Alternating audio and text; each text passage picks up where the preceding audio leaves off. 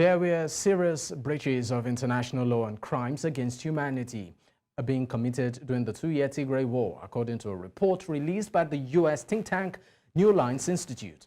The report said it found reasonable basis that all parties in the conflict committed serious war crimes and breaches of international law. Ethiopia's defense force and allied forces also appeared to have committed crimes against humanity and acts of genocide against Tigrayans as an ethnic group, according to the report. Now, joining me on the program is Tsedale Lemma, founder of the Addis Standard Tri-lingual Publications. And also joining me at some point in the program will be Ezekiel Gebissa. Okay, is joining us, I understand, is here. Ezekiel Gebissa, professor of history and African studies, of course, joining me from Michigan. Thank you for your time and, of course, your patience on the program, gentleman and lady. Thanks for having us. All right.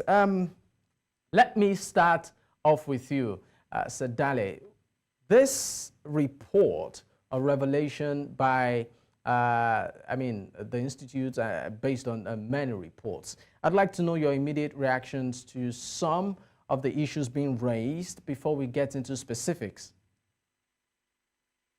Thanks for having me. My immediate reaction of that was reliving of the pain all over again. What the New Lines Institution did is actually bringing together the events that we watched happening in front of our eyes. What they did is assemble those factors together. So for me, it was about reliving those factors that I have seen happening all over again. That part is a very heartbreaking all over again. But I also felt some kind of relief in a way that even though justice could be far away from where we are now, this is one step ahead for the pursuit of justice for the victims of this genocidal war. What they did is bring in irrefutable evidence together and bring it inescapable for anyone who is willing to watch and to look into what happened for the 2 years. So this could be a very baby step towards the pursuit of justice. So sadness and relief is what I felt all at the same time. You use the word baby steps. This could be baby steps, of course, in the road to justice. Let me go to Ezekiel. Now, the report actually did highlight instances of genocide and crimes against humanity.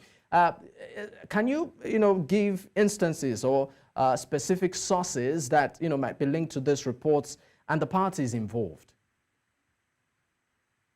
Well, the parties that are involved are the combatants on both sides, but mostly the genocide and crimes against humanity and other war crimes were committed particularly by the Ethiopian National Defense Force, the Eritrean National Defense Forces, and the Amhara Regional Forces.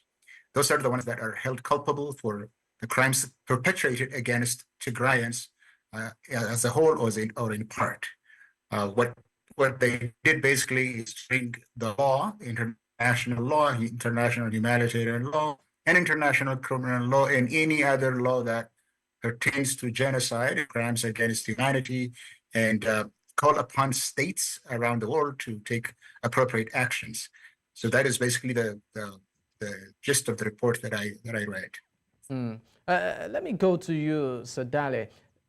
Quite a number, still, pretty blurry as regards what could be the root cause of all of this. You have a strong footing when it comes to these issues. You've been at the forefront, been vocal, particularly on this. I would like to know exactly, take us through what exactly you consider the root cause of this recurrent issue.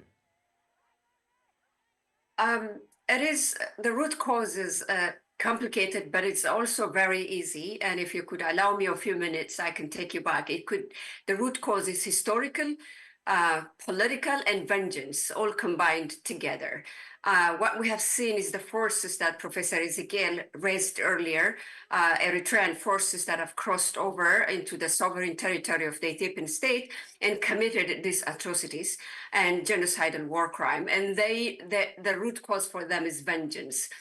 because of a conflict that dated back 20 years ago or more, in which they had a territorial claim in the Tigray region, and a war that was fought following that. That was the Ethio-Eritrean War of the 1998 and 2000.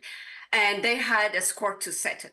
And if you take it to the Ethiopian side, the issue is both historical claim, a territorial claim by the Amhara forces in the Tigray region, and also political by the federal government that has fallen out with the TPLF. The TPLF is the party that was the dominant party in the previous regime before the current regime came to power in 2018. So this is a combined effect of historical territorial claim and vengeance all coming together that has resulted in this genocidal war against the Tigrayan people. Let me go to you, Ezekiel. Now, the report also talks about a reasonable basis, to believe that such violations amount to commissions of war crimes, and also some of the inhumane things that, in terms of treatment, that has been attributed to this. Now, I mean, this is not the first time this issue has been in the front burner when it comes to conversations and raising awareness, even when the war was on. But it looks like the international system seems to be, for want of words, pretty mute on it. Why do you think that is, compared to, how loud the West, for instance, is as regards the war or the crisis in Gaza and what is going on between Russia and Ukraine? Well, I mean, if the international community decides that genocide has been committed, now every country that is a signatory to the Genocide Convention becomes responsible to react to it, to enforce the laws, because it becomes the responsibility of states. Even in this document, what the New Lines Institute is suggesting is that there are individuals that will be criminally prosecuted for perpetrating crimes against humanity or other atrocity crimes in Tigray. But if this has been established by the international community, then it becomes a burden on everybody. But each country has their own interests. They have geopolitical interests. They don't want to take that responsibility. And that's basically what you're seeing, not only in Ethiopia or in Gaza, but in Rohingya and other places where actually there is an intention to exterminate people as a group or as in part, but the international community is not in the place where it was right after World War II, where they said, never again. It only now applies to Israel, that the never again, the Holocaust, that is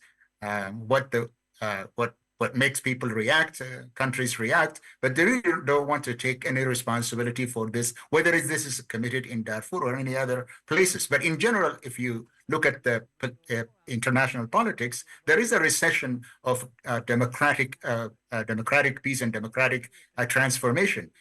The authoritarians are coming back, and they really don't care about international crime because they are also culpable, and that's the way they rule. Authoritarians are ruled by force, ruled by law, not the rule of law. So they really shy away from acting according to the responsibilities that they bear since when they signed the Geneva Convention on or the crimes against humanity or any other law that they are responsible for. So there is a general trend in the world today to retreat from protecting human rights everywhere, and much less in the Horn of Africa, where geopolitical and economic and international diplomatic interests are colliding at various levels, at the global level, at the regional level, and at the local level. So what is taking do you also think that resource control could do you also think that resource control, of some sort, could be a key player in all of this too, particularly when it comes to the involvement of bigger, systems, talking about the West? Yeah, that's basically what I was saying, that there is a collision of interests at the global and regional levels, because China on one side, Russia on the other side, and the West on the other side is really vying for supremacy or control in the region, in the Red Sea area and the Gulf of Aden area. And there are also middle-level powers like the UAE and Saudi Arabia on the other side, but also Egypt and Turkey, all the way to the Mediterranean basin. Economic interest is really trumping any human rights considerations at this moment. I'd like to know your, of course, take on that also, Tsedale. I think the professor really outlined it very well. But when it comes to Ethiopia, I would add this as well. The war was waged in the name of liquidating the TPLF. The TPLF is the party that has a leftist ideology, which was in control of the Ethiopian state along with other coalition as a party. And they have resisted for 27 years. They have resisted opening up the Ethiopian state economy to liberalization and privatization. And the West was pushing against that.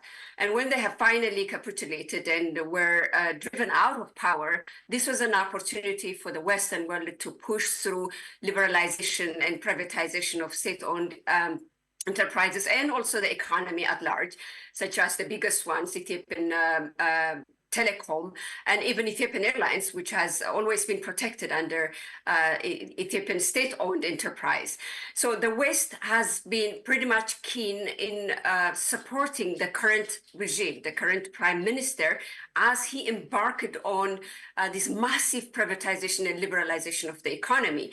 And the TPLF would have been the one party that would strongly oppose and be on the way against that move. So they have seen that as a necessary evil to get rid of. So when this war was happening, it was happening all in the name of eliminating the TPLF, even as we watched atrocities happening, documented, and we were watching it and the world was watching it. The war has a name, and the name is law enforcement against the TPLF. Just to reinforce my point, only yesterday, and just so we don't talk about this ongoing genocide in the past, only yesterday, a prominent professor who has been at the forefront of supporting this war was in the media saying, and I quote him, saying the importance of eliminating, finishing off the TPLF. The TPLF is a political party that has millions of supporters in the Tigray region. And even if it doesn't, this, advocating for this kind of ideas in the name of liquidating one party is no less than instigating another round of genocide. So this is happening in the name of eliminating TPLF, because the TPLF as a party would be a strong opponent of the political agenda that the prime minister is driving today, which is supported massively by the liberal world. You talked about the TPLF, and you even made reference to a certain professor who, on public television, requesting that the TPLF, be expunged. I mean, this shows how deep-rooted this issue is. I mean, it goes, for many, it's more personal than even the issue itself. Do you see a situation where maybe a solution, a non-kinetic solution, as a way of resolving this issue permanently, can sort of be employed or used? After the Pretoria Agreement was signed, there was a glimmer of hope that things would return to some sort of normalcy, even if justice would be a long way to go. What happened, to make the matter complicated, the Ethiopian Electoral Board had cancelled the registration of the TPLF as a political party. So instead of moving into the political discussions to solve the fundamentals of this problem with the central government, which are inherently political, the TPLF was made into fighting to regain its legitimacy as a political party, as a player. And now only last week, the Ethiopian Federal Parliament has approved a law that may allow the TPLF to re-register as a political party. That will then allow them probably to kickstart or even to boost the political conversations that they are having with the central government. We're hoping that this could be, again, one baby step, but this is far from the pursuit of justice. The absolute solution to this crime lies in how the Ethiopian government is going to respond to this report and address, because everything that has happened. And do you see that happening? Do you see the Ethiopian government responding to this report and addressing it? Yes, the Ethiopian government is the key player, and they have a role to do. And they addressing the issue of justice is one way of moving away from the perpetuation of similar crimes.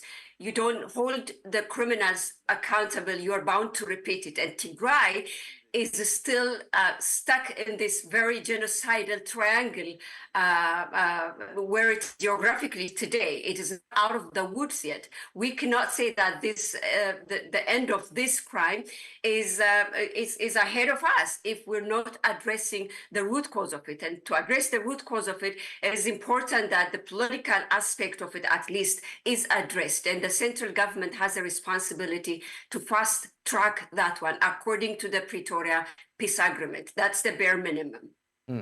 Professor Gebissa, let me move to you on this one. What do you consider, a lasting solution to this particular issue on ground? Do you feel that, a non-kinetic approach should be adopted? And how do you also, what do you consider justice at the end of the day? The root cause of the genocide are really complicated and really deeply rooted in Ethiopian history and the history of state formation in Ethiopia itself. One thing that we need to mention about the TPLF is that they removed in 1991 the military dictatorship and introduced a new constitution which devolved power to the regions. The Ethiopian government right now, which the successor to the previous administration, which was TPLF dominated, wants to restructure the state again. Instead of the devolution of power to the regions, it wants to centralize and unitarize the state. And that's the root of the conflict. And on the other side, on the federalized side and the devolution of power, the TPLF is seen as the most important and strongest party. And the assumption on the part of the Ethiopian government is that if you get rid of the TPLF, you can get rid of any other proponent of the federalist or democratic solution. So as long as the Ethiopian government keeps on pushing on this agenda of centralizing power in the hands of the prime minister and probably after a while a new president of Ethiopia, there is no solution. But the solution to this is an all-inclusive, transparent, and credible national dialogue. Not one that the government is spearheading, but one that involves all stakeholders, in which all problems in Ethiopia, political problems, economic and other problems, are put on the table, and Ethiopians and their leaders sit down and hash it out and chart their own future. That's the only solution. What the Ethiopian government right now is doing is, on the one hand, talking to the international community through the language of national reconciliation and national dialogue, but on the other side, prosecuting the war against other areas, not just Tigray, but also in Amhara, in Oromia, and other places conflicts are raging. And the root cause is that the state formation that the Ethiopian government really wants to set the clock back on the progress that had been made on the 50 years. And that's where the resistance is. All right. I would just like to pick something you talked about as a solution, national dialogue. I mean, we've had, and the parties involved there have been conversations around this over the years. I'm coming to you, Tsedale. I mean, will national dialogue do much? Under two circumstances, national dialogues could be very successful. Number one is if a country is in pre-war period to avoid the war. The second is if it has transitioned into a post-war period in which all actors that have grievances against the state can participate. Right now, Ethiopia is in the middle of a war. It's not just Tigray, as Professor Ezekiel said. There is an ongoing war in Amhara regional state, and there is a war in the Oromia regional state, and there are other militarized conflicts in many parts of the country. Afar in Somali border areas, there is a conflict that has not been reported so far for lack of better evidence, but it is ongoing. You cannot dialogue when at the same time persecuting a war. And Ethiopia that's what they're doing. They have launched the national dialogue. in which has been shunned by all warring parties that are participating in the conflict in Oromia and in Amhara, but also legitimate political parties. More than a dozen legitimate registered opposition political parties have said they cannot participate because it's not independent and it's very exclusion. They have been excluded from the process so far. So in this circumstance, a national dialogue that has kicked off in Ethiopia is bound to fail. Probably another round if the government decides that this experiment was dead on arrival, maybe another round. But it has to be, as Professor Ezekiel said, an all-inclusive that includes people that have questions about the status, the state, and the identity of the Ethiopian state at the moment. Unless and otherwise, you cannot succeed in having a national dialogue. Just before I let you go, I'm still staying with you, Tsedale. I mean, the media has done so much in terms of trying to bring about awareness of this issue over time. What else do you think the media can do to further push this message? When it comes to this genocidal war on Tigray, and as a person who's involved in media, I think the first thing the media has to do, the mainstream media, particularly the Ethiopian mainstream media, is to come to terms as to how it enabled this genocide to happen.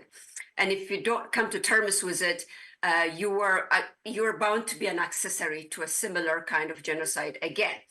The media has a role to play.